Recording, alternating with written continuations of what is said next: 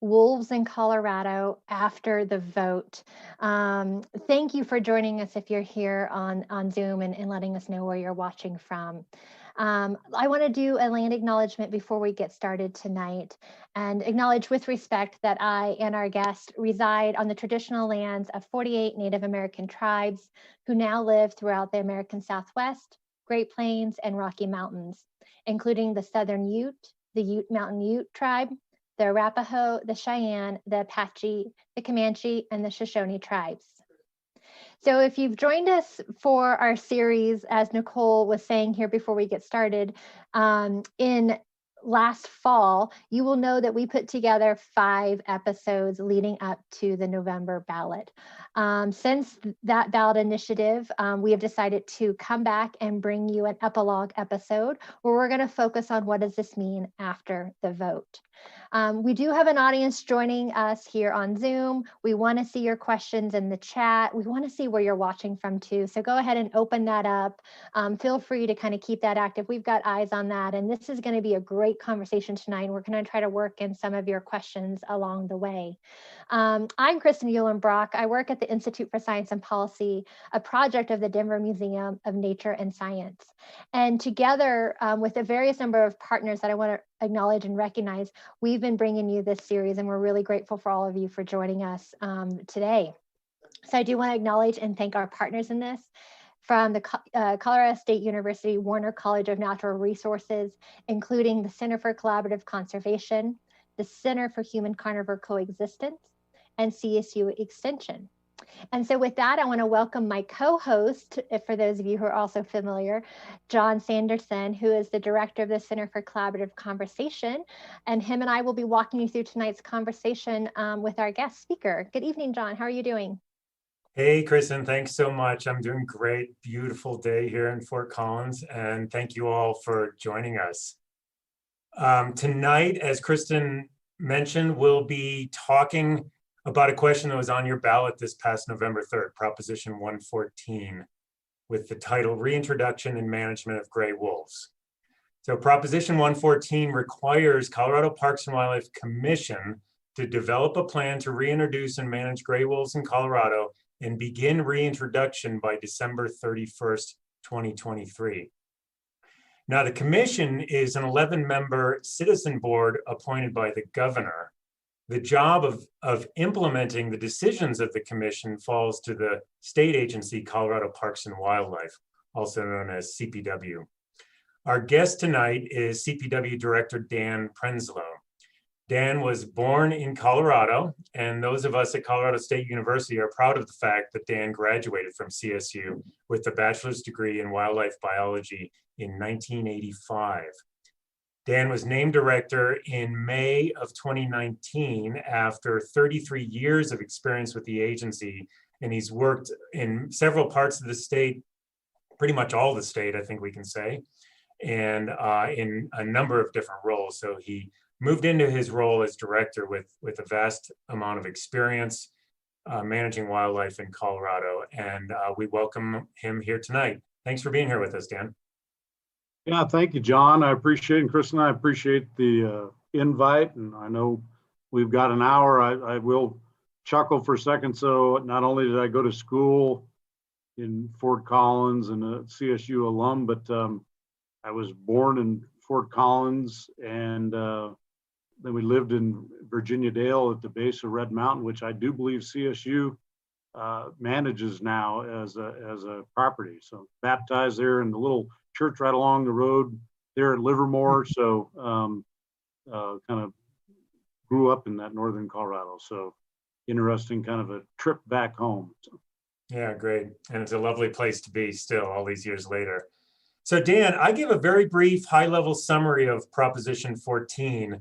What does the law say? What are you expected to deliver as a result of this new law that we put into place back in November? Well, we've kind of broken that down. Of course, we made sure we always had attorney help because it is a law now. It's once it's it's voted on in proposition. Once it's certified, then it's actually placed in Title 33 in my statutes. And so kind of make sure that we get that right. So I would say there's 6 major points, John, to what it requires the Parks and Wildlife Commission to do. First is to hold statewide hearings to acquire information to use in developing a plan. Secondly, to develop a plan to restore and manage wolves. 3, comply with Colorado Revised Statute 33-105.7 reporting requirements, which is before introduction, submit a report to the General Assembly. And 2, including whether introduction will impair existing uses of private land. 4th, take steps necessary to begin reintroduction of wolves, as you said, by 12/31 of 23. 4th, oversee wolf restoration and management, to include distribution of state funds made available to address wolf livestock conflicts. And 6th, periodically obtain public input to update the plan, so it's fresh and not gathering any dust. Well, that sounds like a lot. Given those deliverables, and I know you all have been working on this plan for at least since the vote, probably before that as well. What are the main objectives you have now going forward to meet those deliverables? Yeah, I appreciate that, John. Yeah, obviously we started before. We, fully at some level expected that it had a good possibility to pass. Actually, we had, I think, 4 scenarios prior to the vote: pass as a state species, pass as a federally listed species, don't pass as a federally listed species, and don't pass as a state species. So obviously it passed. And it was a federal species until January 6th, and then it's been delisted. And we can talk about that later, but there's been several lawsuits filed about relisting wolves. So, but currently it's a state species, not a federally endangered species. And that started actually, I believe, election day or the day after, and then it got certified January 6th of 2021. So back to the objectives. 4 of them really: gathering and sharing of information to build awareness and promote engagement across the state. 2, to design and implement an inclusive and transparent process to meet the requirements outlined in Proposition 114. Thirdly, to collaborate with technical experts and diverse stakeholders to share knowledge and draft management and conservation strategies. And 4th, to foster a commitment and collaboration toward plan implementation.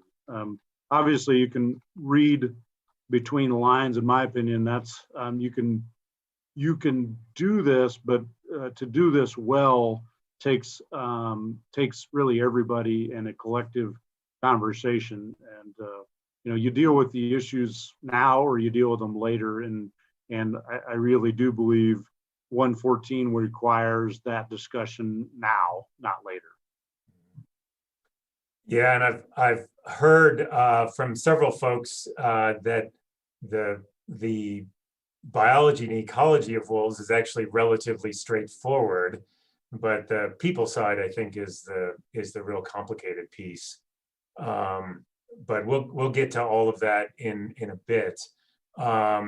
So I've listened to, I don't know how many hours of commission hearings now, or commission meetings.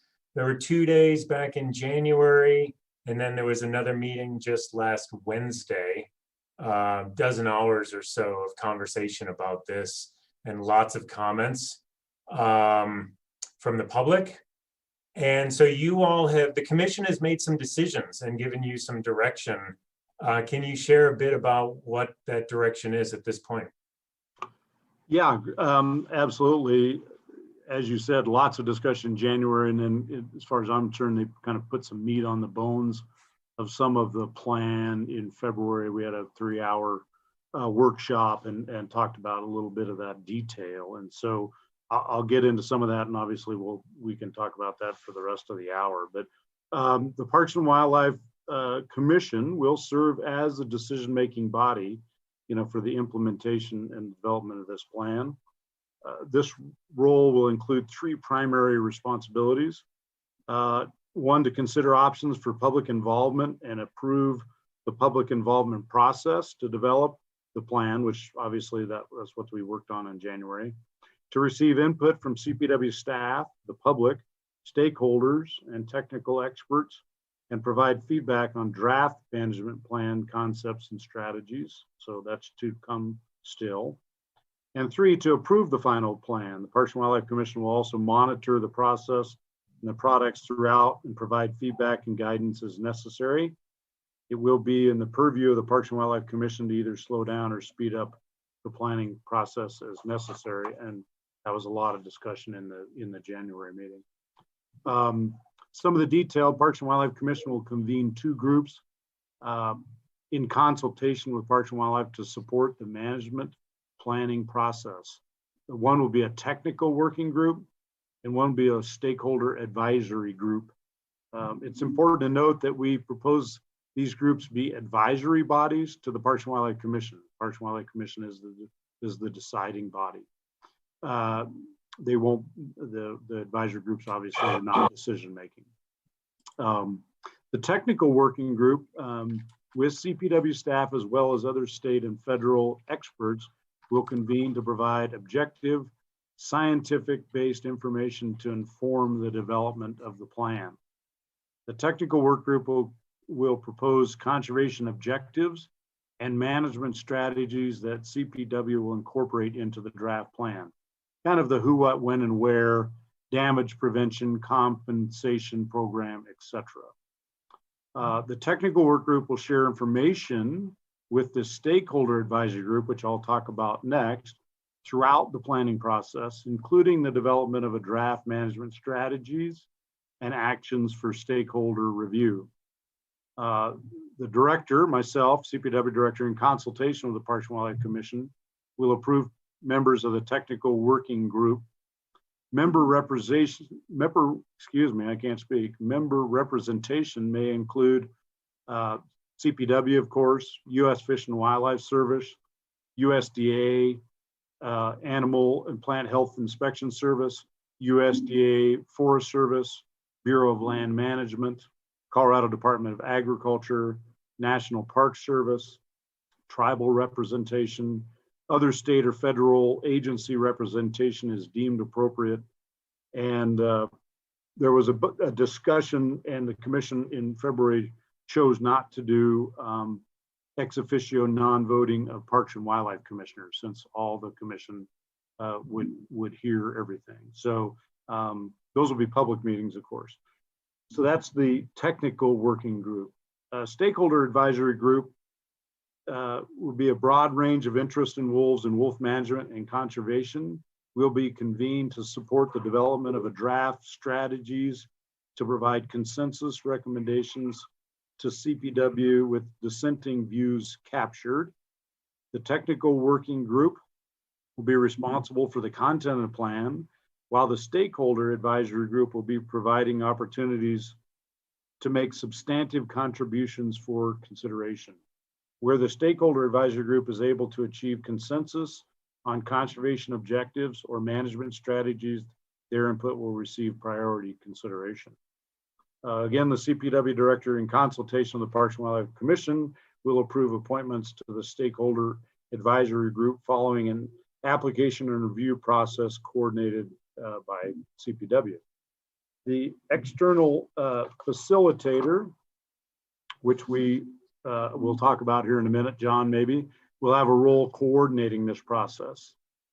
CPW will seek a diverse and inclusive membership that is balanced between interest areas. Member representation may include stakeholders representing wolf advocacy groups, livestock producers, representatives of local and county government, members at large, representatives of general citizens, representative environmental interest, sports persons, academia and cooperative extension, Parks and Wildlife Commission, which again we talked about and decided that they would not be part of that. Executive director of DNR or their designee as an ex officio, non-voting. The director of Parks and Wildlife, me, or their designee again, ex officio non-voting, Commissioner of Agricultural or their designee ex officio non-voting. It is recommended that this group be no more than really 14 or 15 individuals if possible, so they can work effectively.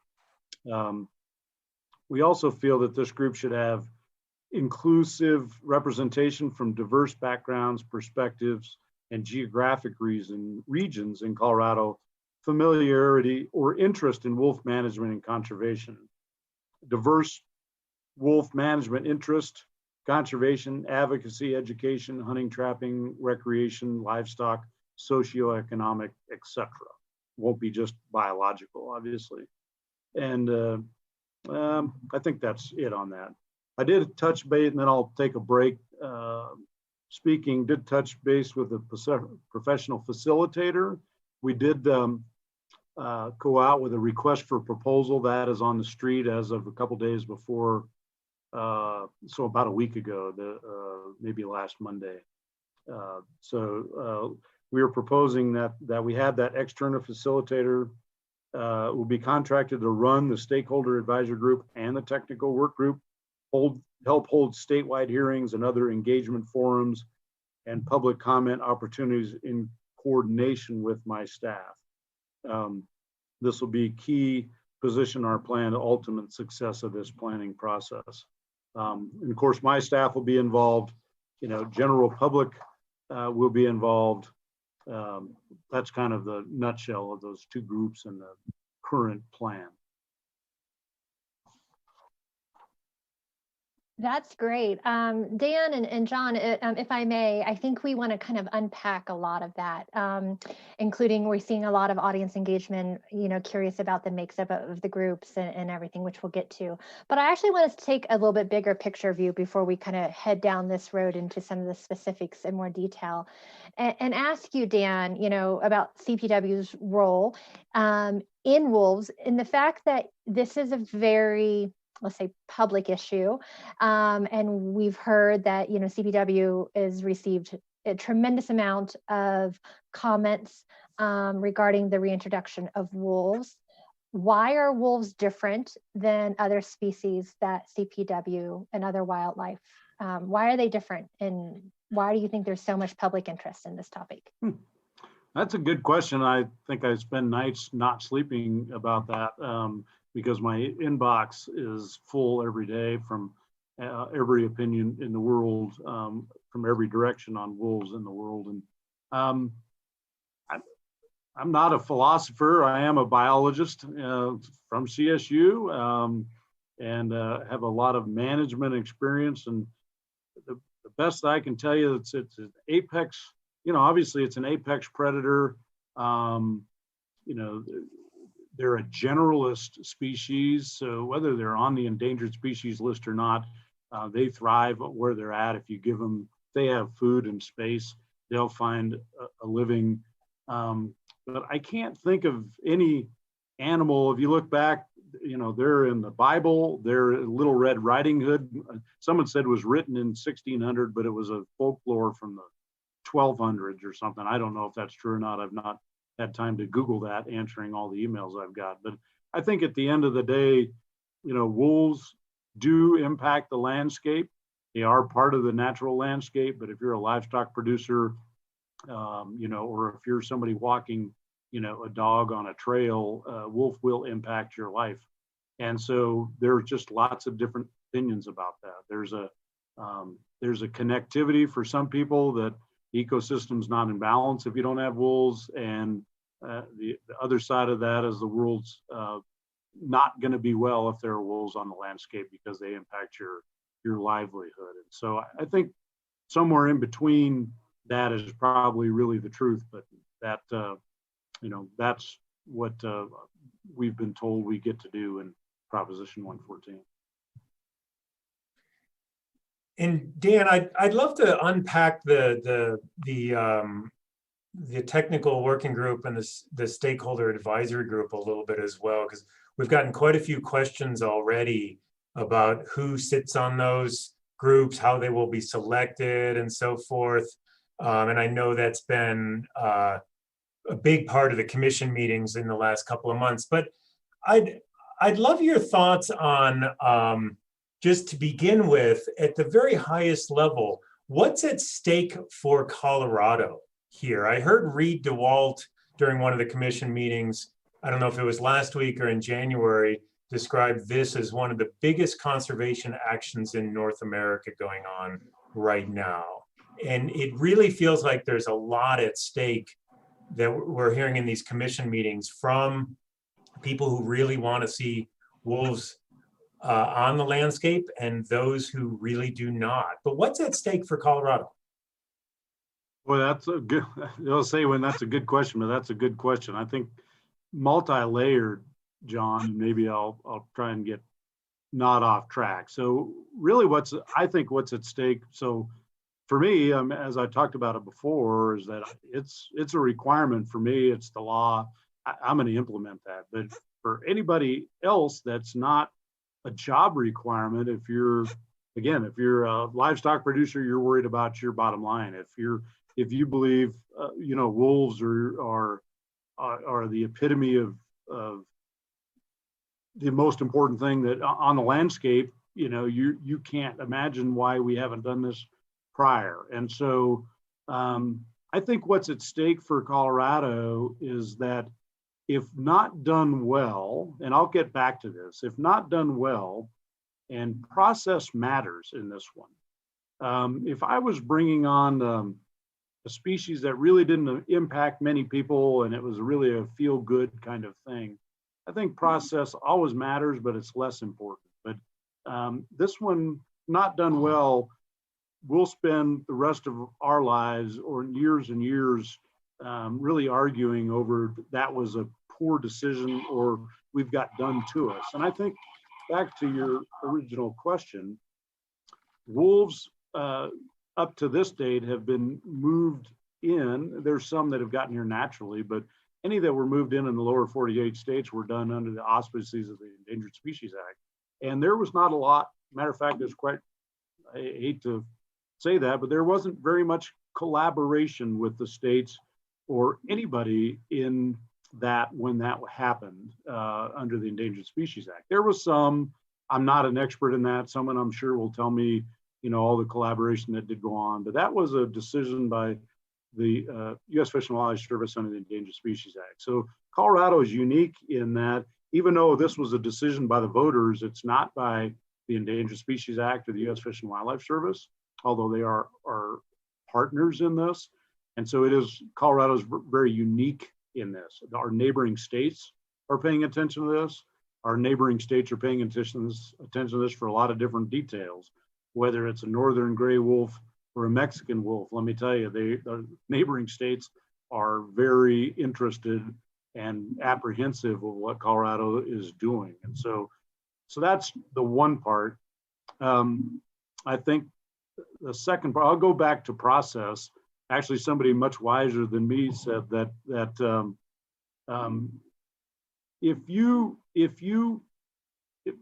whether this is good news or bad news for you, the wolf reintroduction or restoration, but if you break somebody's process and they feel left behind, they go from thinking that's bad news to really kind of seeking revenge. And I think if we don't do this well, which really the language tells us how to do this, and we're very sincere about that on the landscape, who will pay? The wolves will actually pay the price of that if we don't do this well. And the people of Colorado will pay if we don't do this well at some level. And that's why if you look at the language, there's language about not creating land use issues, having a robust process. All those parts that I talked about before are really designed about trying to get some kind of, I guess my word of sense of fairness and sense of discussion, even if it doesn't go your way or does go your way. And we are doing our best not to relitigate this discussion at all. The vote happened, the vote passed, it's a law, and I'm going to implement it, and I'm going to implement as best I can. But I can do that haphazardly, or I can ignore people, or I can do the best I can. And I think, and that's not a platitude, you either deal with it now or you deal with it later. And I think this language and this commission that took a vote is they're going to deal with that the best of their ability now prior, to actually taking action. So I think that's Colorado's at stake. There's lots of concern or question about wolves being re-endangered. I think 8 of the last 9 times the wolves were tried to be delisted, somebody filed suit and they were flipped. And so there's a high likelihood that wolves will be re-endangered again right in the middle of this process, and that affects Colorado. And so we're trying to be mindful of that. That's one of the reasons we're working to partner with our partners at U.S. Fish and Wildlife Service, because in theory I'm in charge now and they may be in charge a year from now, and then I might be in charge a year after that. And so if you don't understand that there's a political football in here too, I think you would be naive. Well, I appreciate all those dynamics, Dan. There's a lot there that we could talk on all night, I feel like. But I do want to pick up on a thread here that's pretty active in the chat, and just have you maybe provide some insight that about this process piece, which is there's both the technical advisory group and the stakeholder group, working groups, and I'm probably not saying the exact name right. So there's questions about how do people get involved, how do people get selected, both through the stakeholder group. And then for the technical group, you had listed a number of agency kind of requisites of who would serve on that. And there was a question about other scientific and technical expertise regarding wolf restoration that isn't tied to an agency. So could you talk about both those groups a little bit, and who gets selected, and what is that process going to look like? Yeah, okay, perfect. So this week we'll actually come out and we'll put it on our website. We'll run a press release too. We'll come out with a full out application to be on the stakeholder advisory group.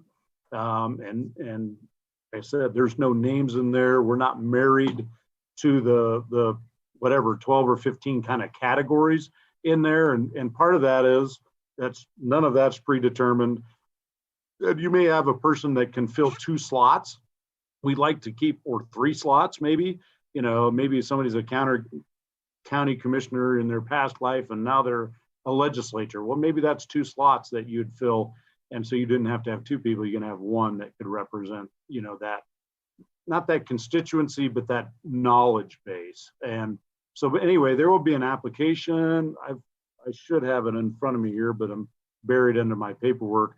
We'll have a turnaround time, maybe 2-3 weeks. There'll be a vetting process. Again, Parks and Wildlife Commission and myself. That'll be about on your experience and what you can bring to the table. We'll look for people that can work together in a group. Now we expect people, if you look at that, there's going to be 15 different opinions or 20 different opinions, and there'll be pro-wolf and anti-wolf and whatever you want.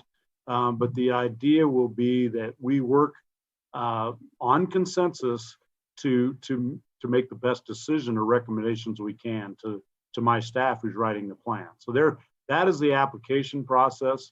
I'll take a side note. I was part of the wolf working group. I saw Rob Edwards' name pop up. He was part of that in 2004. Collaborative processes do work, and you do find common ground. May not start out that way, but it ends that way if you do it well. The technical group is really the experts in their field. Now, this might hurt some people's feelings, whether they're on the call or not, but very few people would be technical experts, including me, on wolf and wolf biology and wolf restoration and damage. And so we've had this discussion is that if you, like U.S. Fish and Wildlife Service is a good example. There's a couple people in the Rocky Mountain region with wolf expertise that Fish and Wildlife Service. So we're probably not going to have somebody from Massachusetts from U.S. Fish and Wildlife Service. They won't make the meetings. And so we're not really looking for hundreds of applications on the technical advisory group. What we will do is if people believe they can fill one of those slots to send an email to my staff, it won't be a full application because most of the technical advisory group, again, will be experts in their field in those areas that we looked at. We just don't want to overlook anybody in this because this will be the real technical experts, and they will inform again, my staff as they're writing that plan and the commission. So that will come out together. So one will be an application and one will be, if you think you have a role in that technical advisory group, please send us an email and we'll take it under consideration. Thank you. So Dan, I also know from the commission meetings that you all have been consulting with fish and wildlife agencies across the Rockies. There are some 2,000 plus wolves now north of us and west of us, gray wolves, and other states have been managing this process and working with wolves or having wolves on the landscape for a couple decades now plus. What would you say are the most important lessons that you've heard from those other agencies? And I'm curious about lessons around stakeholder engagement, but I'm also curious about lessons as it relates to the biological and ecological dimensions of the wolves as well.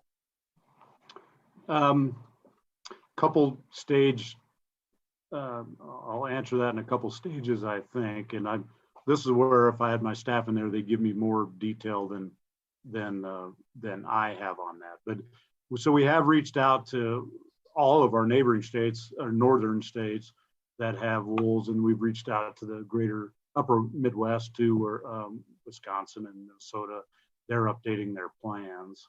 And interestingly, first, which is not up, it's not up to me, that's what the law requires, is that every state said if tackling what you're tackling, you should, there's no way you'll get it done between 3 and 5 years if you were starting with that. So that didn't spook me because I have no alternative to do differently. That just tells you that it's a tough to pull off and it's complicated and everybody has an opinion on how it ought to be. You can't do it in a vacuum and you can't do it quickly. I think that struck me.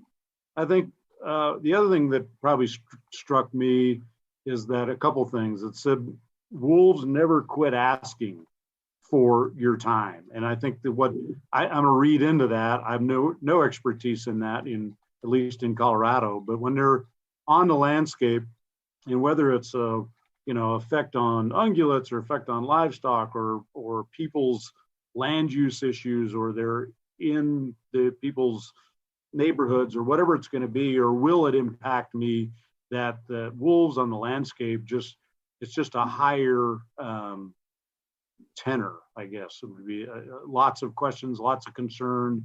So my staff is just always going to be answering questions. We do that now.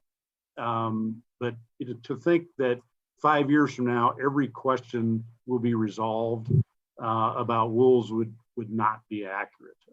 We answer questions every day about what do I do about mountain lions in my neighborhood, or coyotes, or prairie dogs in my window well. So wolves is just a higher tenor, higher explanation. So I think that's, we're not staffed up to handle that yet, and so that's okay. We don't need a bunch of staff sitting there just think tanking yet, but the damage will be, we'll have damage issues, we'll have safety concerns, we'll have to answer those whether they're real or perceived. And so I think those other states have said it's a bigger nut to crack than it is. Like you mentioned earlier, John, the biology of wolves really is pretty simple. It's the socioeconomic, political processes and how it impacts people that are not so simple. So I think those are a couple. I'm sure there's a bunch more of that. Collaring is one. We don't have an answer to this. Some people, radio collars, some people say, be careful what you collar, because everybody, will want to collar on every pack of wolves so they can monitor and know everything that's going on. Other people like, once you start that, you can never get away from that because people have an interest, and I get it, right? I want to know. My analogy would be, it's not the same analogy, it struck me when we when we did a study on mountain lions in around the Front Range, we had that real robust discussion internally of, should we really turn those, satellite collars? Before it was VHS, and you would never get a reading unless you're in the airplane once a week. But when you get to GPS collars, you can download it every minute if you'd like to on that location of that animal. And the batteries don't last very long when you do that. You kill your battery life. But my point being, John, that when you have lions, we had lions that wander into schoolyards, people's backyards, commercial sites in the middle of the night. What's the obligation to inform the public of that? Because those are the ones you know about. What about the ones you don't know about? And so there's really robust discussions about how much you really can or should share. That information is really not public anyway, but you got to be careful how much information you want, because it can get right close and personal if a lion's in your backyard, while you're in your jacuzzi. So we're going to have to spend a little bit of time talking about budgeting for some of this, because that's coming up. But before we get to that, let me ask you, Dan, about the schedule, right? And so the law states that by December 2023 is when plans should be in place, and we should have rules being reintroduced to Colorado. And then the governor has made a request or suggestion about 2022. Where are we? What's this deadline? What is this going to look like from a timing perspective? Well, we know the latest we can do that. And so there was a fair amount of discussion at the commission meeting. And obviously the governor came on, encouraged us to do a robust process, but move it along. The commission took a lot of discussion about that. The law is very specific about 12/23, 12/31 of 23. And so where they ended, we have to do, the plan needs to be a little done prior to moving rules. And so I don't think, and commission agreed that we would plan to have rules on the landscape by 12/23. So that would necessitate the plan be done a little earlier. But we have all we have all the requirements we need to get done. And so even the first line of those 6 points talked about that you have to, commission must hold meetings around the state to develop the plan. There was lots of discussion about that. And there still is. Should we draft a plan and then take that out? Well, if you read that literally, it says commission shall hold meetings and then develop a plan. Now, does that have to be in person? No, it doesn't.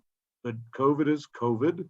And there's a big sense from really every direction that when you have meetings, it really shouldn't be only Zoom platform.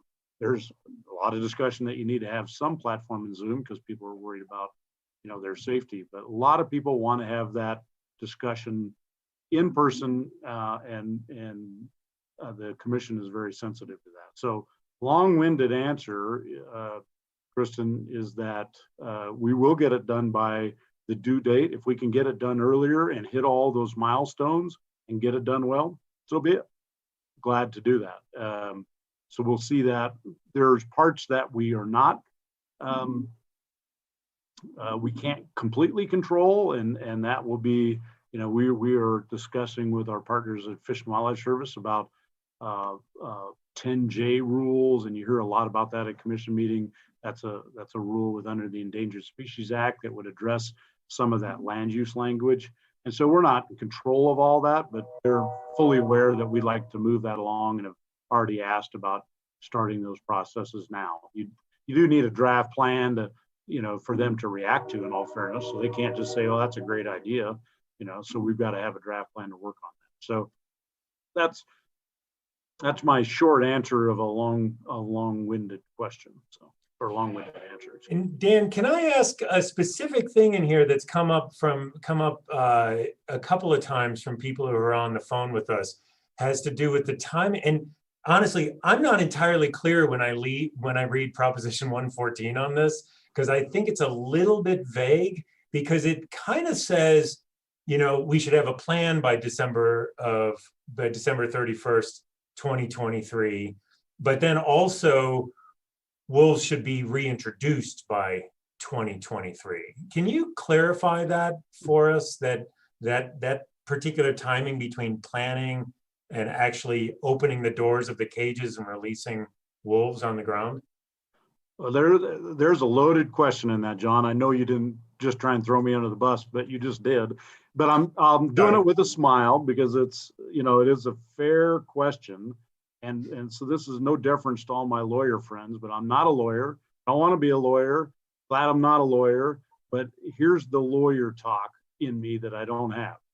You can make an argument. That's what lawyers say. You can make an argument for both of those. I read Proposition 114, and it says we need to have a plan by 12/31 of 23. I can promise you the proponents and the people that wrote that believe that that meant that there are wolves on the landscape by that date. But it doesn't say that, it says a plan. What the commission did, so I read a plan, but what the commission did, and part of that was that I think fully looking at the intent of that is that they would have wolves on the landscape by 12 of 23. That was a big movement because you could look differently. The commission could have said, yep, it's just a plan. And somewhat, it's not semantics, then say, okay, the plan's done by December of 23, by January of 24, which is a month later, I could be moving wolves. And so we just tried to stay out of that mire pit and said, look, we'll try and have we'll have a plan done and be moving wolves at the latest of 12 to 23. But we chose to just try and, as best we could, stay away from the you can make an argument, lawyer talk. So, but you're right, it's not as clear as it could have been, in my opinion. Thank you. What about funding? How is this management of wolves going to be funded? That's a great question. So if nothing happens that's additional, if you peel the onion back, the law states that about state funds and game cash funds. And when it talks about state funds, it's probably talking about general fund taxpayer dollars, but we don't get general funds. We're self-funded. Some real rare instances. So again, great question. If nothing happens, I pay the bill. But it does contemplate, it's a vote of the people. And so what I would tell you is it's important, the color of money and who pays for decisions really does matter. And so if it's today, if we don't get additional funding, I would say sportsmen and women's dollars are getting used on something that really wasn't their idea. And quite frankly, most, but not all, weren't overly supportive of that bill.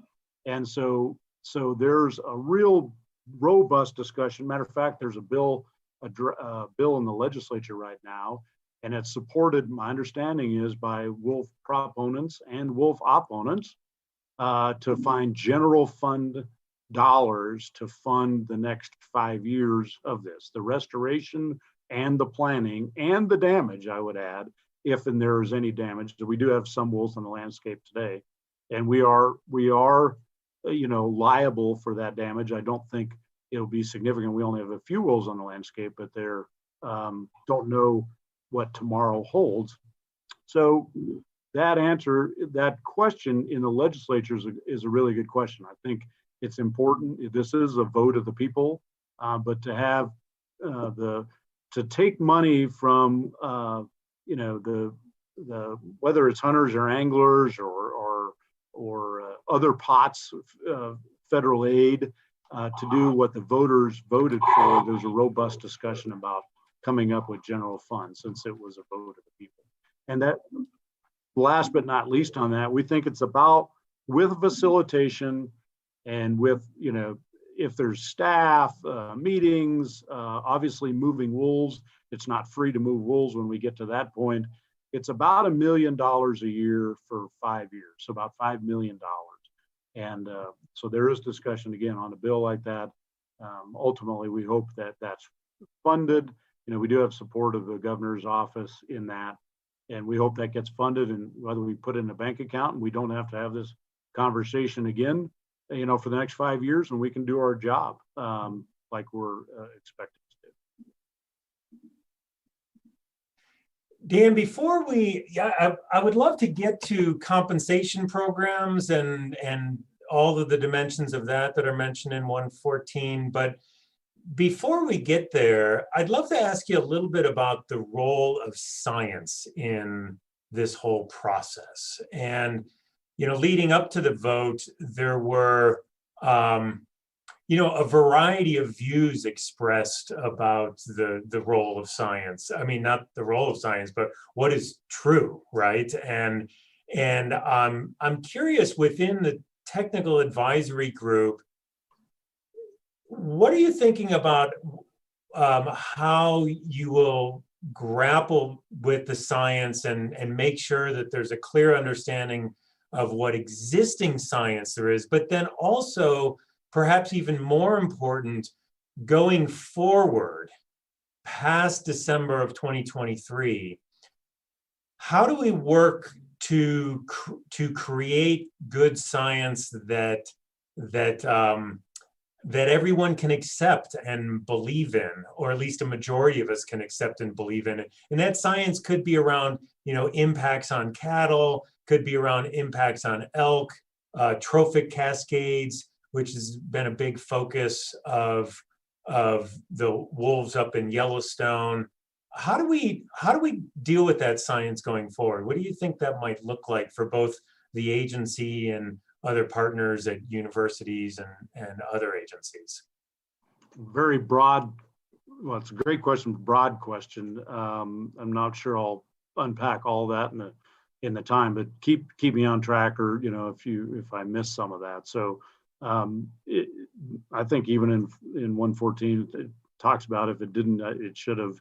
I think it does talk about science-based management. The second part of that is it has to be continually refreshed. So that's part of that science. If there's new science out there, additive science, that when we do the plan, you would add to that on science-based. Parks and Wildlife has been doing science-based wildlife management for 123 years. So that's not a shock to us. And you want to start there. So it's not purely a science decision, right? Said back to that, there's impact, socioeconomic, etc. But you got to start with science and biology. And obviously, people will agree or disagree on some scientific levels, and that's part of the discussion. That's part of the reason you have a technical group and a stakeholder advisory group. And let's concentrate a little more on the technical group. There's some really hard science about certain things. Wolves, again, generalist species, they'll do pretty well if they have food and space.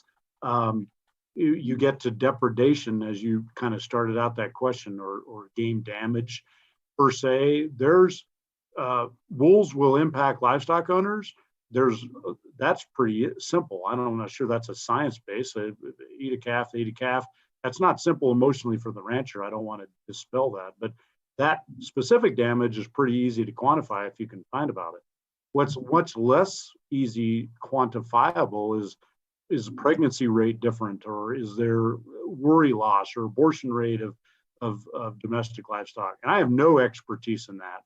We'll obviously have to bring people to that technical advisory group or to the commission to unpack that. And I think the science, my understanding, there's some decent science about preventive measures, very good science in not only in the US, but in Europe, and a fair amount of science in Europe about that larger scale of conception rate, et cetera, et cetera. And I'm no expert in that. I'm a wildlife manager, although I got a minor in range at CSU, but range is not my expertise. So the other thing I'd add to that, we'll have a lot of science discussions about that, and we'll manage to the best science that we believe fits Colorado's plan, and that's why we'll have different views in that.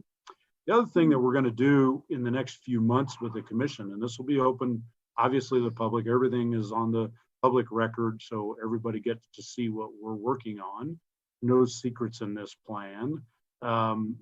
Is that working on some education kind of vignettes, for lack of a better term. I don't know if that's probably not the right word, but a couple hour sessions. We don't expect the commissioner or all our staff or the public to be wolf experts. That's a lifelong thing, but let's base on reality and not perception, and things that have been learned or known about wolves in the Northern Rockies. And so we think that's, the biological, the damage, the how to manage, the interaction with humans.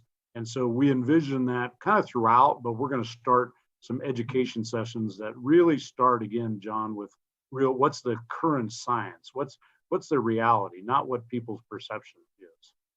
Thank you. And one follow-up, when thinking about science, in the wildlife management context, we're usually thinking about the sorts of things we've been discussing for the past few minutes around the wolf biology and ecology and the ecology of riparian ecosystems. And yet in recent decades, we've also learned, as you yourself said earlier, that perhaps even the bigger piece of the challenge here is the social challenge. And the vote did show, just purely numbers wise, the urban-rural divide that we hear about. And I personally hold the view that, for the future of Colorado, we should be working to close that divide. What are you thinking or what are your staff thinking perhaps about how we bring social science to understanding how we bring Colorado to more together around this contentious issue rather than it being another divider? Yeah, well, back to that, process matters, and if there's any subject that process matters most, this would be it. And so, in a perfect world, we might have, more process and more time and more discussion, but we have a finite time limit, and that's okay. We'll get that done. And you always have a finite budget, right? Whether we get help funded or not. So we'll get this done on budget and on time. But do our best to bring everybody along. So two points back to hard science. There's some really kind of defined hard science. There's some things, and I'm not trying to be the scientist here, but there's some things that aren't resolved, and it depends on who you talk to. Chronic wasting disease is a good example, right? The science of whether wolves will really help with that or not help with that, or it would be a slam dunk help with that, or just a minor help with that. There's not a ton of science on there. We think there will be, and maybe partnership with CSU will answer that question eventually, but it's not answered today. And if anybody has that, feel free to send it to me, but it won't, my understanding is it won't be answered. We can talk about trophic cascade, and no question in Yellowstone that when the elk, there's less elk on the landscape, willows started to come back, aspen started to reform. That's a fact. It's also, there's a lot more bison there now, and then bison are starting to impact willows. So is that a complete success or failure? Not for me to decide. I don't think it's ever that black and white. You know that from a scientific aspect, John, and so wolves, we don't know exactly what impact wolves will have to Colorado because they haven't been here since the 1940s, and even prior to that, they were in low numbers. So with 6 million people on the landscape and 70 years or 100 years of non-wolves, I'm pretty sure we have some curveballs coming for all of us. And so we'll get to figure out the science as we go together in that. So second part of that urban-rural divide, I must say, the vote was close. There's no re-litigation on my part. I know what my job entails for me to pull this off, but not everybody voted for. It was really specific. It was very, even in the front range, which carried the vote, it was 60-40, not 80-20, and it was 80-20 against for the most part on the, the east slope and the west slope. And so there's a lot of work that we need to do. And it really all falls on the Parks and Wildlife Commission. That's not a woe is me, that's just the language of the bill. And so Parks and Wildlife Commission is very plugged in on back to that process, that as best they can, they're going to be very open and listen to people's thoughts, concerns, scientific, not opinions, scientific facts, and some facts that are not so scientific, but people want to believe that they're science because, you know, somebody published them in a, you know, in a one-page article that's not peer reviewed. And there, you know, there's a lot of those discussions the commission's going to have, you know, going to have to listen to and weigh in on. So I want to build on this just a little bit more into a slightly different direction though, Dan, and we are wrapping up here close in 5 minutes. But when we think about the engaged stakeholders that are currently involved and showing up and really engaged in this process, what is your thoughts and ideas around how do you engage maybe underrepresented or not historically included voices to this conversation, or perhaps including both traditional sources of knowledge, ecological knowledge? I'm thinking from our Native American communities and Indian tribes. What is your process for including often voices that are not often the most vocal and at the table, quote unquote? Yeah, again, that's the question du jour right now. So we're going to absolutely have already done reaching out to our 2 sovereign nation tribes here in Colorado, and they are invited to participate in this. It will be an impact to them, and quite frankly, again, they're the sovereign nation, so they get to say what happens on their land completely. The other underrepresented groups, we do have an eye to diversity. Diversity is not mine to define in this, but there's many different levels of diverse, and we think it's back to the stakeholder process, even less so the technical advisory group, because those are experts in their field. But the stakeholder advisory group is that if we don't, again, represent all of Colorado, you pay now or pay later. And so we're really trying to be very mindful about having really as much as we can, every voice in Colorado. And there was discussion on the commission meeting about paying, you know, travel expenses or even stipends. And I know when we did the 2004 plan, which by the way, we've dusted that off and we'll bring that forward as any parts that were already on consensus, no reason to reinvent the wheel. If I recall, you know, we paid for travel and expenses for people because, you know, I may get paid to do what I'm doing now, maybe not, but since all the hours I'm working, but, you know, not everybody gets paid to talk about wolves and a stakeholder. So we want to make sure that we provide enough opportunity that we have all those voices represented as best we can. So we also are mindful we can't have 200 people in a working group. So, Dan, I appreciate that. And I want to say thank you for joining us this evening. As many of you who joined us tonight probably realize, you know, we did not have CPW on leading up to the vote, didn't have that perspective. And so now this quote unquote ball has fallen into their court to manage. And so I'm very grateful, Dan, that you were able to join us this evening. Let us know what you're thinking, what the plans are, where we are in the process, and the road ahead. There is a number of resources that we have available. I'm assuming many people already on here are attuned to your mailing list and eager to follow along, but we will share additional resources. Nicole's already got them in the chat there for people to find out more information and if they really want to stay engaged in the process moving forward. So Dan, thank you for joining us this evening. absolutely, and it was my pleasure. Like I said, I hope looks like from the chat, not everybody enjoyed it, but at least some, and hopefully most found it informative. And like I said, we'll get there in the end. So I appreciate everybody's time.